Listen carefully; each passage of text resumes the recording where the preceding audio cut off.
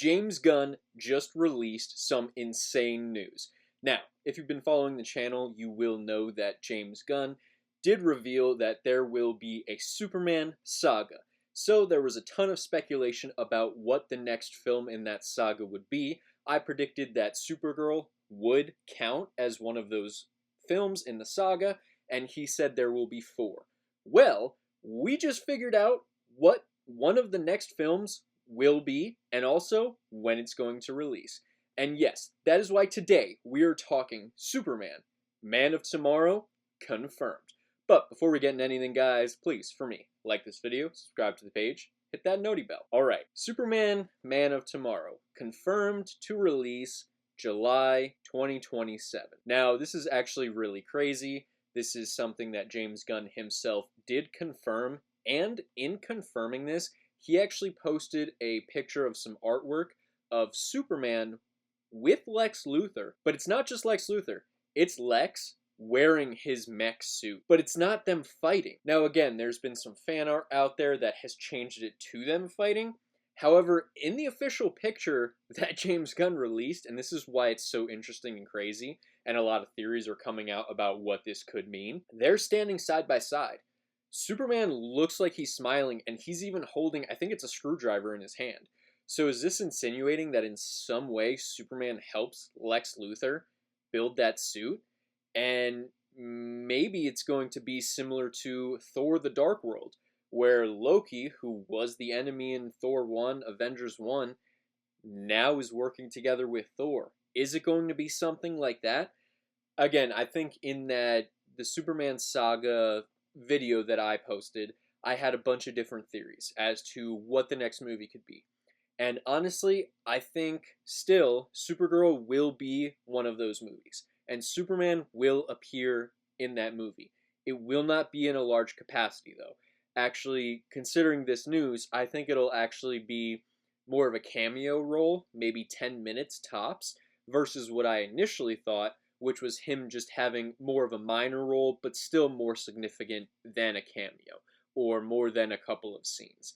But now with this news coming out, him getting another film, Man of Tomorrow, in 2027, I highly doubt that they are going to put him in a Supergirl film for a large majority of screen time in 2026, and then just 1 year later, have him appear again. I know Superman is going to be kind of the face of the DCU, but still, I really don't see that happening. Now, that being said, I do still think, like I said, I think he will still appear in that movie in a much lower capacity. Now, as far as the Man of Tomorrow movie goes, I think there have been some hints dropped as to who could be the main villain in this.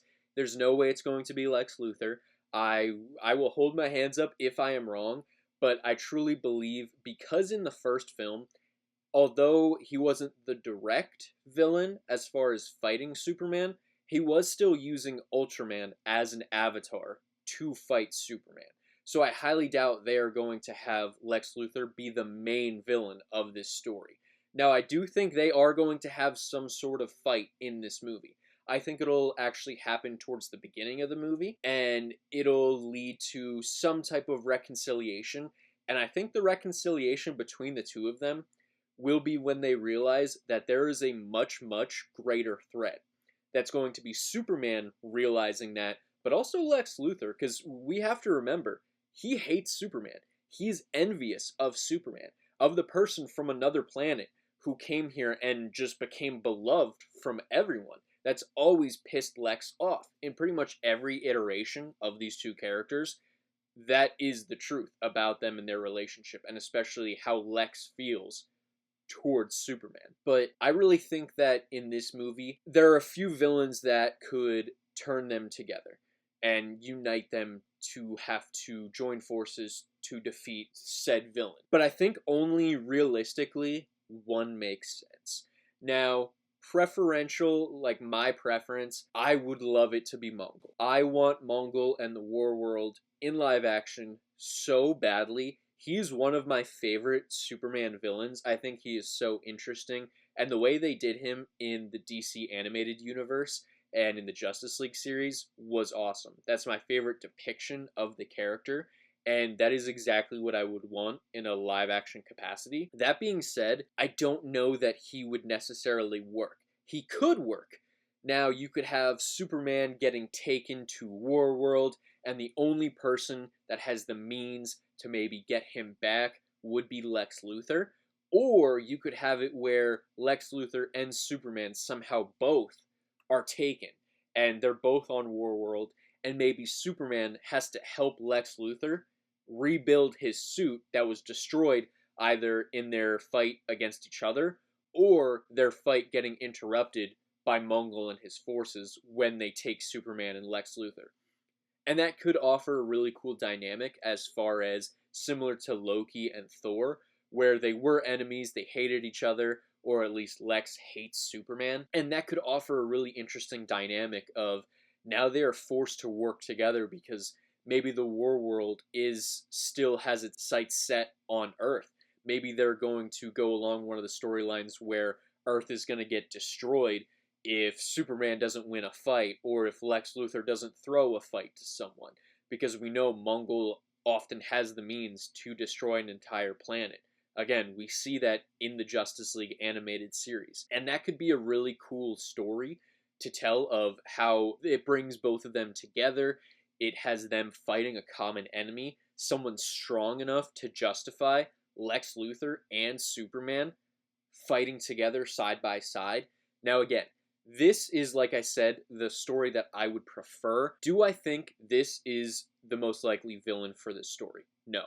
Unfortunately, I do not. And I say unfortunately because Mongul is the character that I want to see most in live action, aside from Darkseid. But I think the other character that is way more likely is the other person that I mentioned in that Superman Saga video, and that's Brainiac. Now, this could be a real easy way to have someone from outer space coming down to Earth and wanting to either destroy the planet, collect the data from the planet, and then destroy everything, or collect an individual city.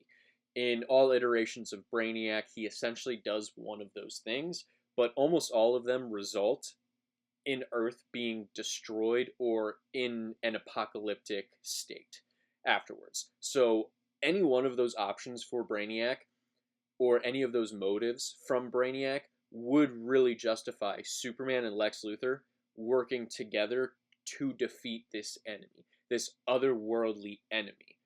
And again, it could be a cool storyline. You could dive deeper into Superman understanding more about Krypton, especially because most of the time Brainiac is from Krypton. He was the brain interactive construct that was created a lot of times by Jor-El.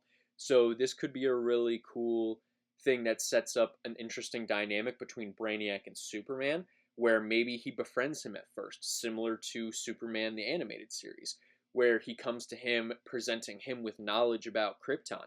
But in actuality, he is a large reason why Krypton got destroyed in the first place. And all he was interested in was harvesting the knowledge of Krypton. And that's what Superman would find out that Brainiac wants to do to Earth. Now again, how Lex Luthor would fit into that, it might be a little bit more difficult, honestly, than with the Mongul story that I mentioned. But you could have it to where Lex Luthor is maybe the one who gets Superman to realize, hey, Brainiac's actually not telling the truth. He isn't a good person. He destroyed this world here. He took all the data from them, all the knowledge. That's all he is seeking. And maybe that could lead to the dynamic of Superman and Lex Luthor joining forces together to take on Brainiac. Now, the only reason I am slightly hesitant to lean towards Brainiac is, unlike Mongul, Brainiac is much more of an entire Earth-level threat, whereas although Mongul, with the threat of the war world destroying the Earth, a lot of times, a lot of the people on Earth won't know about that. That will be more of an isolated thing. So if certain characters, like Batman, or anyone else from the Justice League that you're going to introduce later down the line, but you want us to believe that they exist now, they may not know what's going on with the war world, because a lot of it would be taking place off-world, and that threat to the world wouldn't be right in their faces. Versus if it's Brainiac, obviously we're going to see his machines, his robots, all coming down to Earth. And again, even if you see the war world, you'd only see it probably once or twice, and then it's going to be gone, maybe even out of the solar system. A lot of times they do have the weaponry to strike down a planet even light years away. Whereas Brainiac, oftentimes, he kind of has his ship up either in the lower atmosphere or maybe up near where the moon is or some sort of space station. So that's something that people in the Justice League, especially Batman, who we're led to believe has existed for a pretty long time in this universe, at least more than 5 years. The fact that if Brainiac were to be the main villain and there were that type of threat, if we get nothing from Batman, and again, they could surprise us and have Batman cameo, and it could be totally fine. But if they don't, that creates a serious problem. And it's a problem that the Marvel Universe often faces, where you have these crazy events that happen, and they often have to explain why certain characters aren't here to help, especially if it is something that could end the world. I think one of the biggest things that I always think of is Captain Marvel. Why did the Avengers ever form if Nick Fury could have just called her? You see what I mean? It creates this huge issue that, again, Captain Marvel came out after the Avengers, so I know they didn't really plan for that. But with the ability of hindsight, you have to plan for that before you release Captain Marvel. So if they do have it be Brainiac, they have to be ready to explain why this character isn't showing up, why Batman isn't in it, or why maybe he only has a cameo. You need to be able to explain that, otherwise it would create serious issues with not only that movie, but also with the universe.